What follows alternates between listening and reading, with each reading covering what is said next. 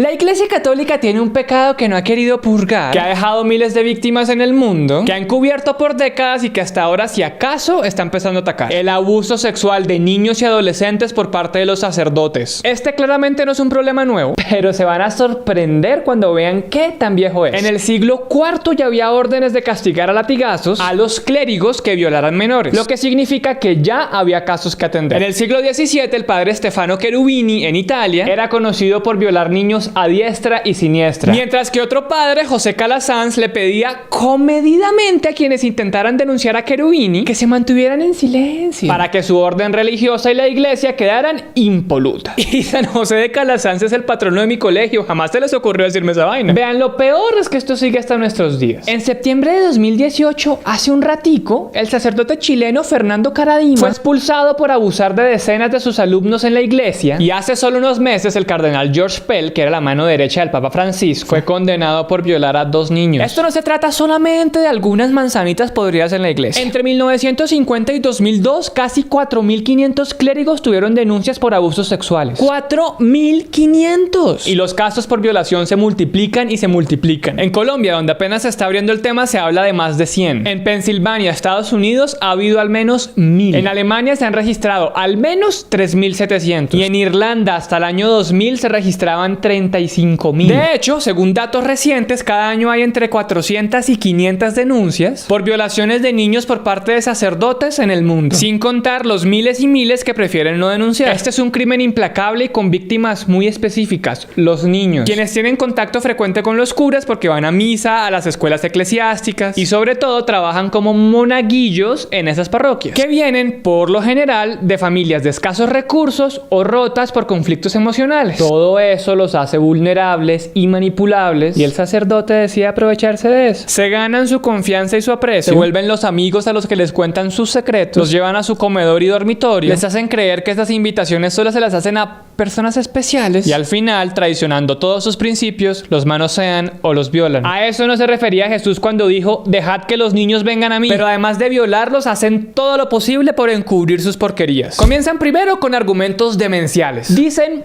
por ejemplo, que no se trata de abuso sexual, sino de unos jueguitos ahí bruscos entre el sacerdote y los niños, que pues por eso ocurren manoseos y eso, pero nada más. Y dicen que quienes los denuncian solo quieren desprestigiar a la iglesia. Luego escalan la táctica. Por ejemplo, un sacerdote le cubre las espaldas a otro, como habría ocurrido con el padre Juan Barros de Chile, que según las víctimas habría presenciado las violaciones del padre Karadima y se quedó caleto. O el cardenal Darío Castrillón, orgullo colombiano, que en 2010 le mandó una carta a un obispo que había encubierto los abusos sexuales de otro, donde le decía que estaba orgulloso por no haber entregado a su colega. Más tarde deciden caerles a las víctimas. De entrada las hacen sentir culpables. Les dicen que los provocaron, que son un objeto de pecado. O les dicen a los papás que la culpa es de ellos por haber descuidado a los niños. ¿Quién los manda a confiar en la iglesia? O les piden que olviden todo, como en un caso sucedido en Colombia, en el que el sacerdote violador le dijo al niño que no se preocupara, porque papá Dios sabía lo que estaba pasando. En otras ocasiones los amenazan con revelar los secretos de sus confesiones y llegan a soltar algo. Y si es necesario, pues los compensan con plata por debajo de la mesa, sin que haya proceso, escándalo,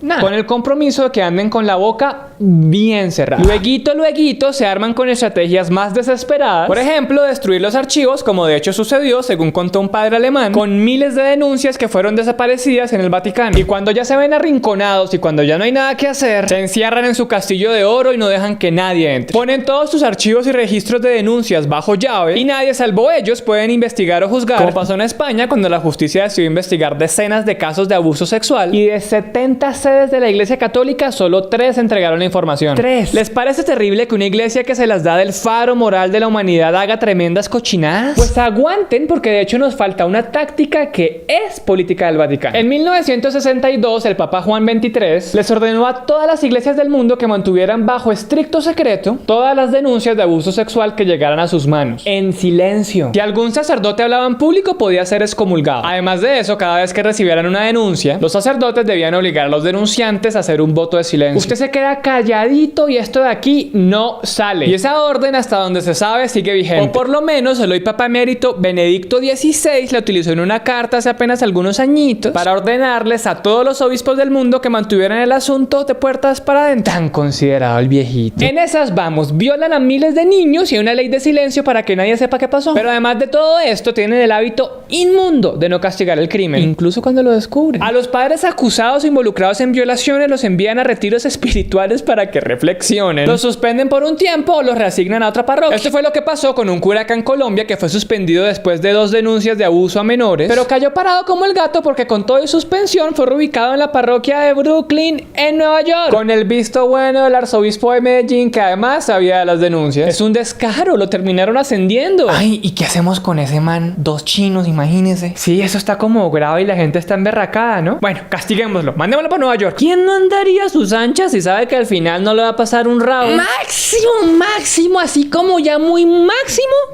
los expulsan de la iglesia, pero eso nunca pasa, o casi nunca. A principios de este año, por ejemplo, expulsaron al cardenal Theodore McCarrick por violar menores. Pero eso es excepcional, eso pasa de vez en cuando. Eso es un milagro. Y en cientos de otros casos, los sacerdotes acusados de violación se van a la tumba sin haber pagado nada. Como el caso del mexicano Marcial Maciel, involucrado en numerosas violaciones a lo largo de 60 años, que murió tranquilito en 2008 después de haber sido enviado por la iglesia a ver, adivinen, a que no saben cuál fue el castigo. Rezar y hacer penitencia. Y sin pedir siquiera perdón.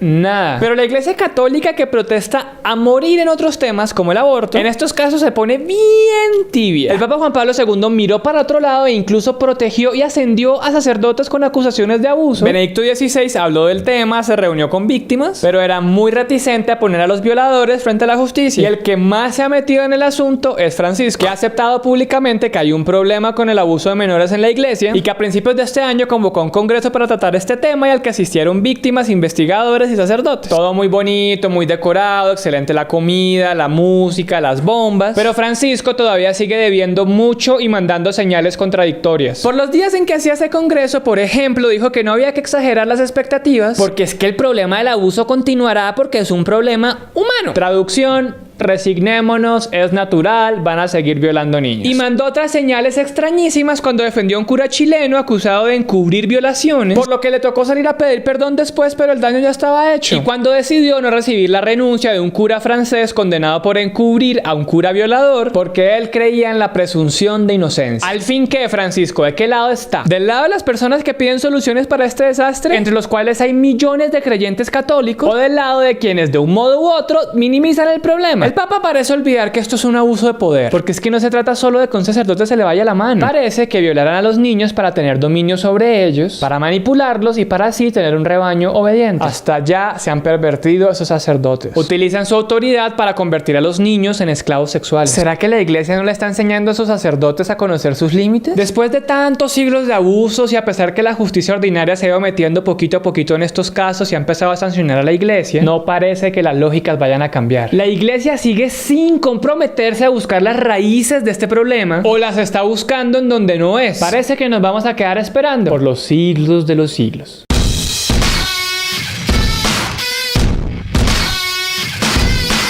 Y si vieron que nuestro recontra hiper mega cool presidente Iván Duque, que quería unir al país objetando la paz, se terminó complicando la vida, fue derrotado en la Cámara aplastantemente. También se lo llevaron por varios votos en el Senado y ahora la Corte Constitucional, que está emberracada porque la van a poner a fallar una cosa sobre la cual ya había decidido, le toca entrar a arbitrar y decidir si en efecto las objeciones se caen o se quedan. Mientras tanto, como el Congreso estuvo distraído, la agenda legislativa del presidente perdida, devorada. La JEP, como no tiene una reglamentación, no ha podido funcionar como debe funcionar y mientras tanto el país se ha seguido polarizando. Buena, presidente. Esta es la paz de Duque. Ey, y queremos también que nos envíen sus historias al correo de la puya de su experiencia con el ICETEX. Lo bueno, lo malo y lo que han sufrido. Y si ustedes, como yo, estudiaron en colegios católicos, cuéntenos en los comentarios qué fue lo peor que les pasó ahí. Suscríbanse, activen la campanita y nos vemos la próxima semana.